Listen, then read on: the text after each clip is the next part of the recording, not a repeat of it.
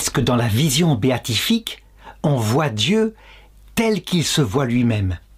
C'est une vraie question et qui n'est pas facile à résoudre, qui est actuellement source d'un véritable conflit, une discussion entre l'Église orthodoxe et l'Église catholique. À savoir que l'Église catholique, elle insiste dogmatiquement sur le fait suivant. Nous verrons Dieu face à face.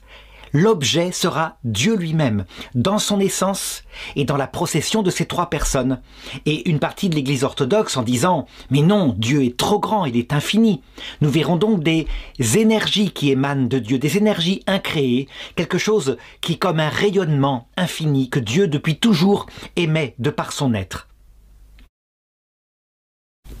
Alors qu'est-ce qu'il faut répondre à cette question ?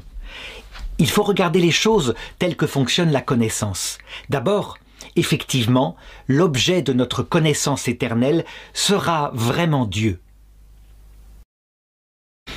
Le Verbe se fera directement le concept de notre intelligence sans aucun intermédiaire créé, pas même l'humanité du Christ, et le Saint-Esprit emplira notre cœur sans aucun intermédiaire créé, véritablement.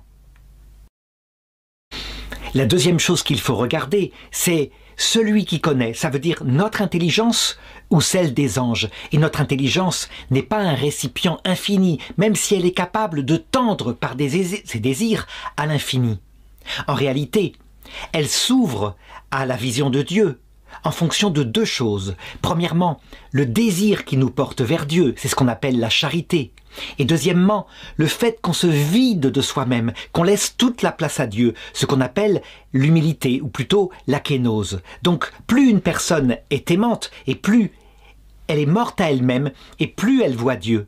Mais cette intelligence, je l'ai dit, n'est pas l'intelligence de Dieu. Et donc Dieu, lui, il se voit pleinement, totalement, à chaque instant, tel qu'il est, sans rien omettre de lui-même. Et c'est pourquoi son propre Verbe, c'est lui-même. Nous, eh bien, nous verrons Dieu à la mesure de notre intelligence. Certains disent, alors donc nous ne verrons pas Dieu. Mais si, c'est bien Dieu que nous verrons dans son essence, mais pas comme lui se voit. Ce qui veut dire que, à chaque instant, éternellement, il renouvellera des choses qu'il nous montrera de lui. Et c'est ce qui explique que, à la fois c'est un repos parce que nous sommes entièrement comblés par la vision, mais en même temps c'est une vie nouvelle à chaque instant parce que chaque instant c'est nouveau. Il n'y a aucun ennui possible. Voilà aussi pourquoi la vie éternelle est possible, parce que Dieu est infini.